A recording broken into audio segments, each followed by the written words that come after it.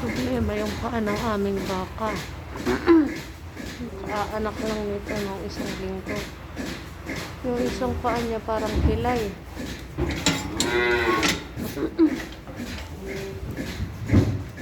Ito, hindi siya masyadong makatayo yung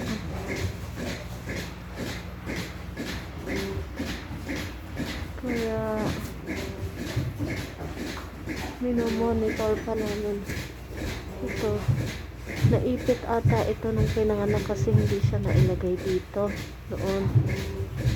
So, andito yung sumasakit niya. Dito siya umiiktad. So,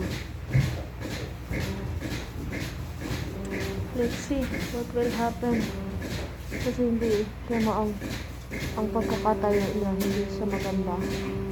Yung likod niya, yung harapan naman, okay lang. Naka-ekes. First time namin magkaroon ng ganito na case.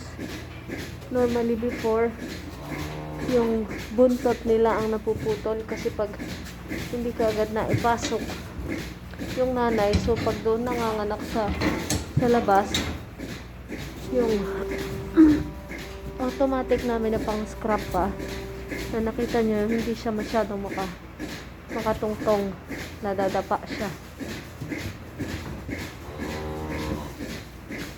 So, di pa namin alam kung anong gagawin dito.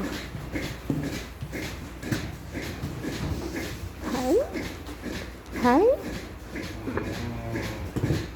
Natutumba-tumba siya. So, ito ang masakit.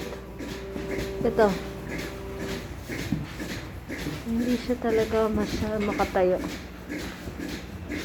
So, baka ma-dispose namin to ng maaga.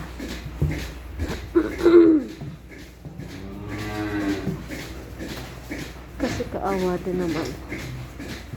Yeah, so yan lang guys. Update ko kayo kung anong mangyayari dito.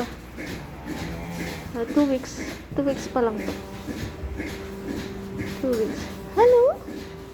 Hi? Very sweet.